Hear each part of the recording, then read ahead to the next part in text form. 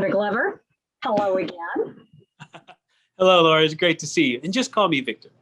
Okay, I'll call you Victor, but I have to say that I feel like I know you already. I've spent some time with people you know and love very well, including your dad. Oh, wow. Yes. And Yeah. he is so very proud of you.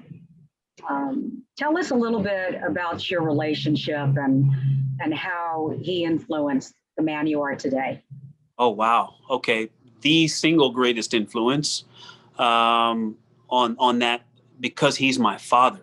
You know, my mother is a huge part of that as well. But my father, is who I tried to envision myself becoming. Not the details, but just the man, right? The whole thing, what that meant. And so I've always looked up to my father. You know, it's one of the most special things about this mission is how people respond to all the support and love and the outpouring. And I tell you, some of the greatest feelings that I have received from this has just been listening to my dad. His amazement and appreciation for what we do to me has been greater than, there's a lot of interest in a lot of people that say nice things, but making my dad proud still is one of the greatest motivators in my life. And so that has just continued to be special in my Navy career, and now my time at NASA. It has been meaningful my whole life. He tells a story about you taking apart the alarm clock, which I guess some kids do, but then you put it back together again because you wanted to see how exactly the clock worked. Share with us just that curiosity you had at such a young age. I think he said you were about 8 years old. You know, I think my parents' love and support is a huge part of this. And one of the things that love and support manifests itself as is tolerance. He's telling you one that maybe that alarm clock, was not very expensive, or not, maybe it wasn't his alarm clock. But I mean, I took apart lots of things. I took apart a lawnmower. I took apart toys. They would get me things. And so sometimes I thought I could make a more interesting toy. I'd take apart toys and put it back together and try to make other things. I had a fascination with flying. I think all kids have a fascination with flying things. So I would always take apart, if I had a race car, if I had something that could make a part of it go fast, then I would always see a thing that could turn a propeller. And I would make propellers out of cardboard and try to tape them or glue them to where the wheels were and try to make that thing fly. Was much more complicated than I realized, but the basics of it, I think, were there. And it's just what you said. And I think this job in my career, this journey has really allowed me to let those curiosities play out, to try and understand aviation and aerospace and now space, but also people. That's also a big part of this. And so I'm so grateful that my parents and my grandparents supported that curiosity, that they put up with it, that they tolerated me taking apart so many of their things. Well, I think on a lot of levels, they're not surprised by your success. You've done so many extraordinary things with your life, and congratulations, and really thank you for your service. Thank you. We're sitting here at a place that you know very well. We are parked in front of your alma mater, Ontario High School. Oh, wow. Here. Yeah, it's a damn toasty today. Tell us what a young Victor Glover was like back in those days. Oh, wow. Okay. So go out and find any 16-year-old kid there on campus, and you've got probably a majority of what I was like. I think what kids at 16 are interested in, I was interested in. I loved football, and I loved math, and I loved spending time with my friends. I have a really close group of friends. We still keep in touch. We would stand around the water cooler, the water machine there in the middle of campus. And we had a little bit of a corny nickname for ourselves. We called ourselves the Knights of the Round Table. And you know what? Yeah, I'm 45. We still call ourselves the Knights of the Round Table. And those are my closest friends.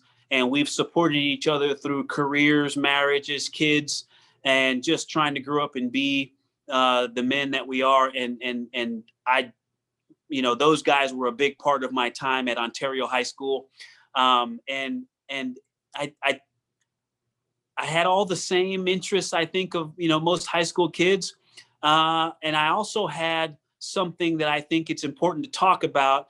And, especially when I talk to young kids at that age, I had a lot of uncertainty about the future, about going to college. At 16, I can remember all of the interesting things and wanting to play college football, wanting to be like Marcus Allen, who was my football idol. But at the same time, I didn't know if I had what it takes to graduate from college. That idea was just so foreign to me. I didn't have any college graduates in my family to pick their brains about what that was like. And so I really had to listen and trust my teachers. And they helped me, they supported me and helped me get over that. But, that was a part of it too. And so I think it's important. I don't want anybody to ever look at my life and think, oh man, this was predetermined. I'm glad my grandparents and parents aren't surprised, but they were there with me through all the hard work and the emotion and the overcoming and the challenges and successes. But it definitely wasn't, preordained by any means. I had a lot of self-doubt to try and overcome or deal with, because like I said, I hadn't seen it done. I didn't know what graduating from college meant. And so my parents and I had to figure it out as we went. We talked to some of your friends a couple of times while you were up in the space station. Pamela Laura Diaz is a good friend of yours, right? A good pal. Yes. And she talked about, she talked about the fact that you wanted to be an astronaut since very early on. How early did you know that this is what you wanted? It was the fire in the belly. It's interesting because there are two distinct times in my life where I think this idea started, and then where it really germinated, grew into what it is now. And so when I was about 10, I can't even tell you exactly when it was, but about the age of 10, I saw a shuttle launch.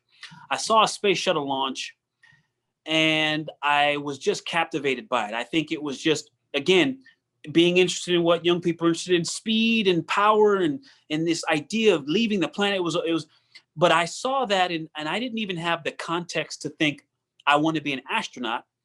I didn't have the context to think I want to pilot a shuttle. I just looked at it and thought, I want to drive that thing. I want to drive that. I wanted to be a stunt man and a policeman like my father. And I, now I want to drive a space shuttle. And so that idea was planted there, but then it grew up with me. And, going into the Navy, learning to fly, I went to test pilot school, and I was in test pilot school when I was at a conference, and I got to hear Pam Melroy, who's now our deputy administrator. I got to hear her, one of the few female shuttle commanders, speak about her mission. And the technical and operational things they did were really spectacular. They repaired one of the solar arrays on the space station. But what really captivated me was listening to her talk about her team and the respect that she had for them and how well they worked together. And I just was really captivated by that and thought, you know what? I love that about my Navy career, but I think I could throw my hat in the ring, and I'm just going to apply, and they can tell me no, and I'll be okay with that. And so that was really from the planting of the seed to, I guess, the really cultivating that full-grown plant when I was in my 20s. That's when I decided I'm going to try. I'm going to try and see what happens. Now, Victor, some of the people we talked to, in fact, many of them said they thought one day that you would run for office, if not the presidency itself. Are you going to declare here today on Fox 11, will you one day run for president? You know what? So I can tell you it's not on my short-term plan. My long-term plan is fluid. And, I love serving. I love being a public servant and doing what I can for my community and my country and the planet. And if that is a way that I could give back, then I would try. I would be willing to try. But that's an endeavor that I think you have to have a commitment for more than just yourself. My wife and my kids would be involved. And so I don't know. That's not what I'm looking to do right now. But if it was to become a reality, we would figure it out as a family and make that a reality. I will say, honestly, though, the idea of campaigning, when I've listened to people talk about it, it sounds like it's really grueling work. And so maybe one of these presidents or somebody or a governor would appoint me to something that I can just do without having to run a campaign. So that I would much more be interested in doing it that way, Well, but I'll hear you today. So I have a little present for you because you and I actually have a shared history. yes, yes, Cal Poly alums. yes. Thank you. We are Poly proud, right? And they are so enormously proud of you. I can't begin to tell you. And I know that you did recently speak to some of the students, right? You spoke to Yes, the engineers there. yes. So again, take us back a little bit and tell us what a younger Victor Glover was like when he was walking that rather hilly campus, because I walked it too. What were you Yes. like then? Well, first of all, I think it's awesome that we share that. We have the Southern California connection and the Cal Poly SLO connection too, and that's great. So thank you. Being at Cal Poly, like I said, I showed up to college not really certain how that journey was going to turn out, and I think that's an important part of my story. Is there was a lot of trusting in my mentors and the foundations, my parents and grandparents, tried to instill in me, because sometimes I couldn't see the end of this road, but I had them motivating me and pushing me toward it. And I had to believe, I showed up there on a wrestling scholarship. I walked out for the football team. And I was also taking these engineering courses and had these labs, usually early in the morning. And so I was working really hard. My first year of college was extremely challenging. I would say it kicked my butt. Cal Poly won. I lost that first year. I came back and I won after that, but that first year it kicked my butt. I was very interested in learning all that I could. I think it was the beginning of my real appreciation for education. I mean, I always knew school was important, but I really started to appreciate being able to learn things, because that's what I wanted to learn. One of the great things about university. But I also still had those same motivations a 19, 20-year-old has. I had great friends. I had that great group of friends, my Knights from Ontario. I had a new group of friends, and it continued to grow. Friends I have to this day. And I was social, involved in academic clubs and social clubs. And I also still, though, tried to spend some time working for my community. I volunteered in one of the state senator's office there, Jack O'Connell.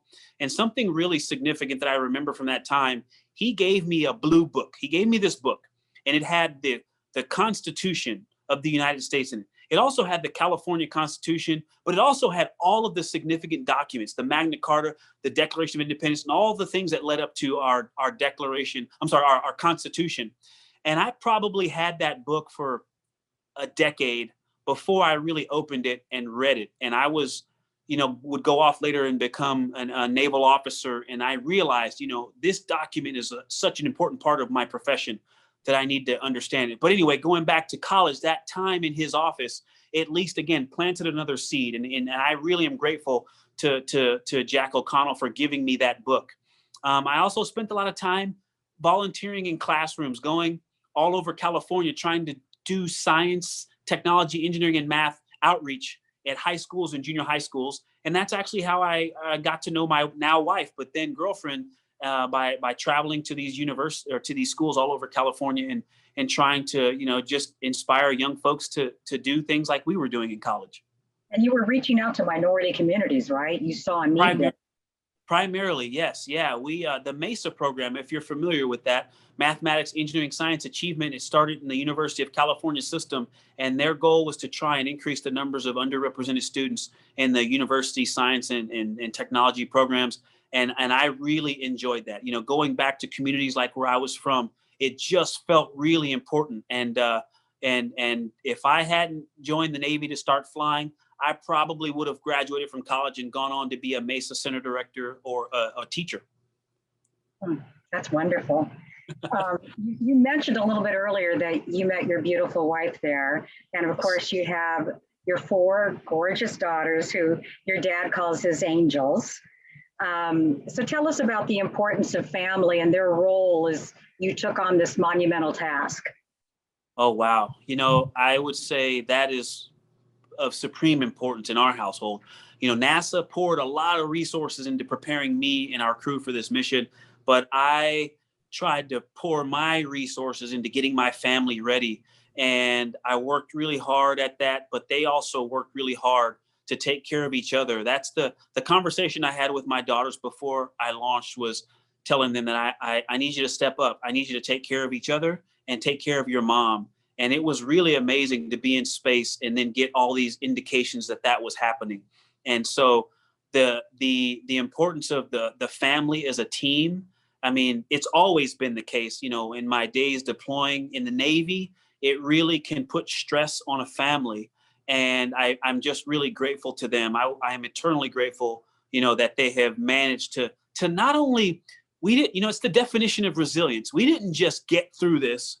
We actually had an adventure, and there's so many positive things. My kids' personalities and their ability to deal with uncomfortable situations and make friends and to appreciate other worldviews and cultures, I think is a part of this really unique journey that we've been able to have. And so, you know, our family as a team, this was our mission, and I'm really proud of how they handled it. So it was a collective experience. Absolutely. Very much so. Huh, that's really beautiful. Your dad told me that you were the ultimate remote teacher because you were actually studying with your kids while you were at the space station. How does that work? Well, you know, the connectivity from the space station is better than what I experienced from an aircraft carrier. I could call, you know, using a computer-based phone every day, multiple times a day. And we had a video conference set up every week. But, you know, I love tutoring my kids. And so I did not get to do it as much as I would have liked to from space, but I was able to help with homework a few times. And that really felt special to me to, you know, have my kids email me their worksheets and then talk to them on the phone and talk through it. And it just, you know, I try to emphasize to them, like my dad did to me, the importance of education and also the importance of family. And, you know, they needed help. And so as the dad, I thought, hey, I need to try to find a way to support you. And so it felt really good. Honestly, I hopefully was helping my kid, but it sure felt good to try to help my kid, you know, with their homework. It's one of the things that I missed the most while I was in space, was helping them with their homework.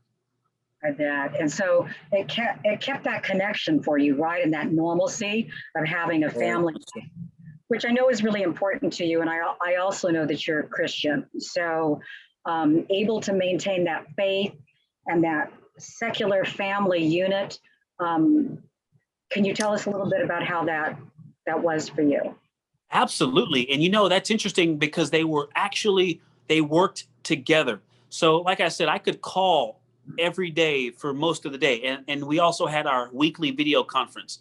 And it was really important to me that those conferences didn't feel like a burden to my family. Like, okay, dad's calling, we've got to drop everything and talk to dad. And I know it was cool, but at some point, you know, months into it, it could become something that felt like a burden, you know, even as novel as it was. And so we made some decisions. I think the kids came up with the idea of playing games, and we would play charades and a few other games, but charades wound up being the winner. And I think I had an epic escalator, you know, weightlessness let me do this escalator. It was one of my favorite moments in space, playing charades. It was great. But we also decided that we would have our conference on Sundays so that we could worship together. And so that it was bonding, togetherness, but it also let us feel like we were still doing our part in maintaining this thing that we believe that we're supposed to do. You know, in living a life of faith, we were commanded to do this. And so we felt like we were putting our best effort at trying to keep the faith walk as a part of our daily experience. And so it was really special to me to be able to worship from space. And let me tell you, the perspective, looking out at the earth and the horizon, seeing the sunset and rise 16 times a day, it's really hard to put into words what it felt like. And in the moment, I said to myself, I need to keep this, because the beauty of all of this, the beauty of the world and creation and cosmos, even though I'm not up here to experience it, it's still there, even when I can't see it like this. So this feeling that I have of, you know, taking communion in low Earth orbit, when I get home and take communion standing on Earth, communion is special because of what it represents, not because of where I'm doing it. So I need to keep this feeling because it's this powerful or more powerful because of what it represents. And so it really gave me some interesting perspective on our worship as well. And it really was special. Yeah. Thanks for bringing that up. Yes, what a beautiful story you just told us. You talked about the distance and looking down on planet Earth and the juxtaposition of where you were and the serenity of what you were experiencing versus what was happening down on planet Earth. Did that perspective allow you to look at the problems of racism and the election that so detached people and turned them and polarized them? Do you have a sense of what you'd like to share with us? Oh, absolutely.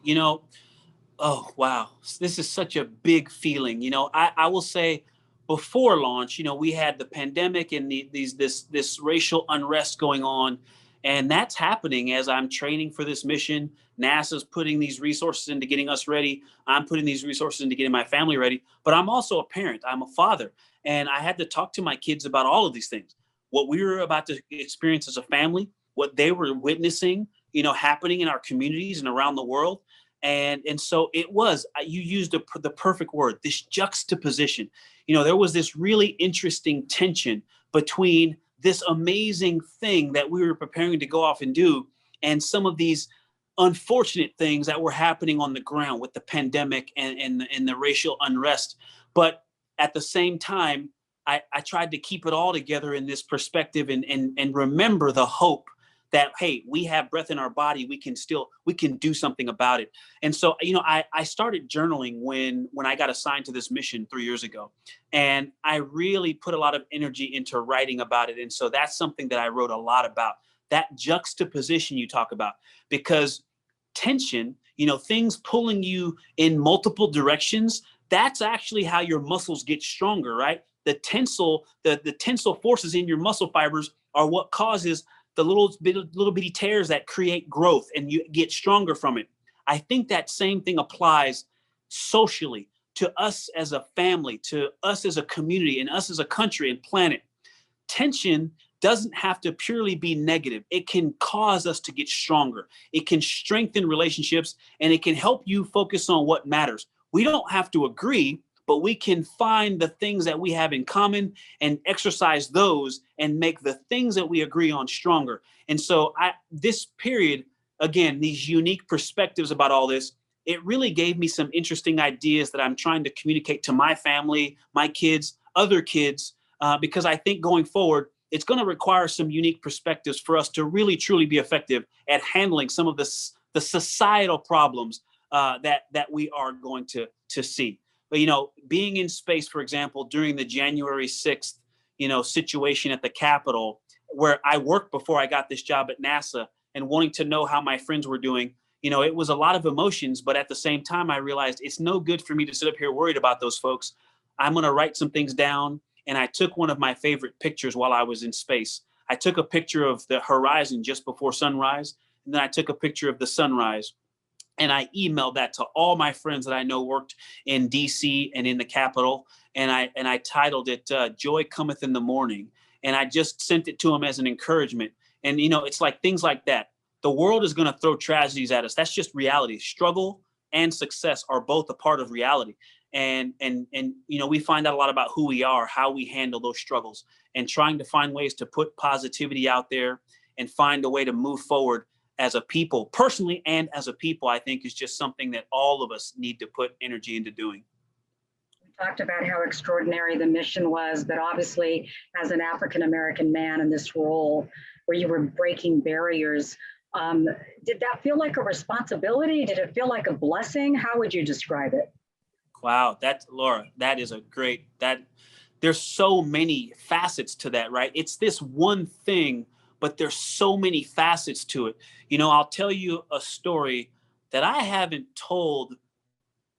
said this to anyone outside my inner circle, but I think it's an important perspective to share.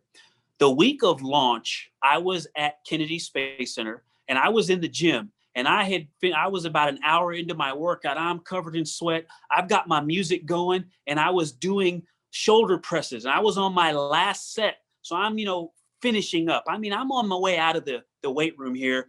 And I grabbed the weights, pulled them off. and the song changed over to Lupe Fiasco's Shoes. I don't know if you're familiar with this song. Virgil Abloh and Lupe Fiasco, it's this like poetic analogy of Ahmaud Arbery and this building a pair of Nike running shoes. And that song came on, it was the right moment. And it hit me in a place that I had been managing, but I hadn't processed it and dealt with it. It hit me in this emotional place. I was lifting and I pushed the weight up.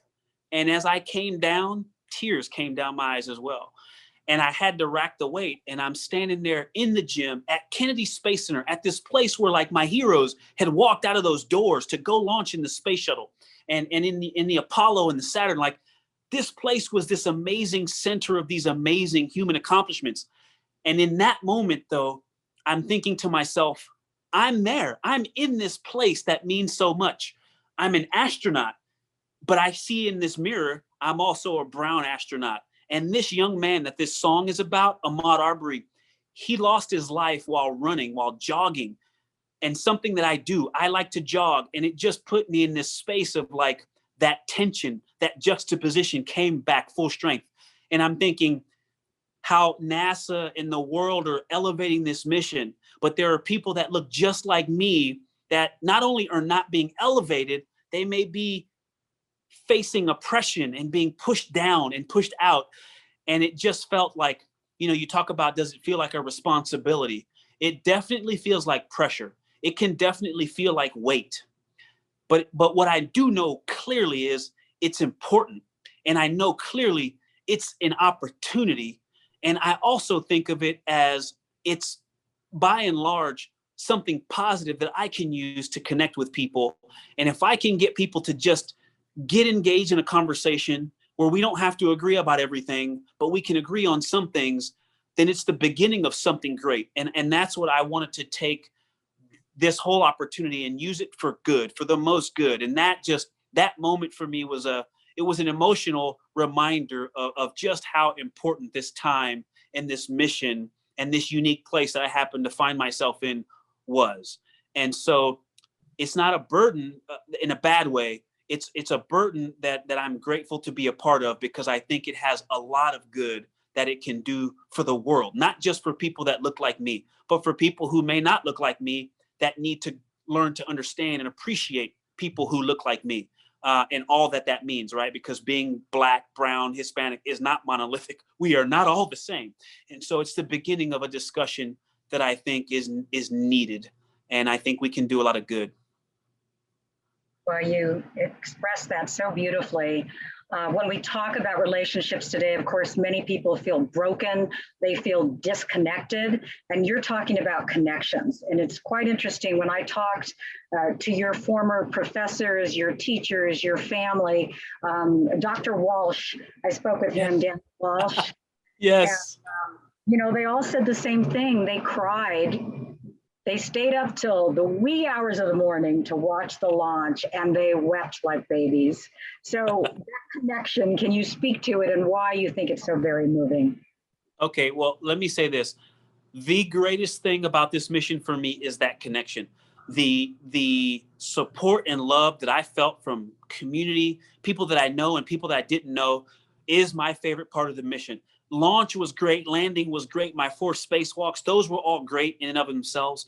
But the greatest memories from this mission were the ways it affected people. And I was fortunate to be connected to some of those people, and they could tell me that. I heard from Dr. Walsh while I was in space, from Robin Ikeda, my high school AP biology teacher, from Coach Cook, who's the track coach there at Ontario High School, from my friends like Pam, Major, Duran, Damar, my cousin, and I just, my parents, my dad knew more about NASA than I did sometimes. This is going on. I'm like, I didn't even know that, Dad. And the way that my mom, dad, my stepmom, my kids responded to this, that connection is my favorite part. And it reminds me of something, because I knew this coming into NASA.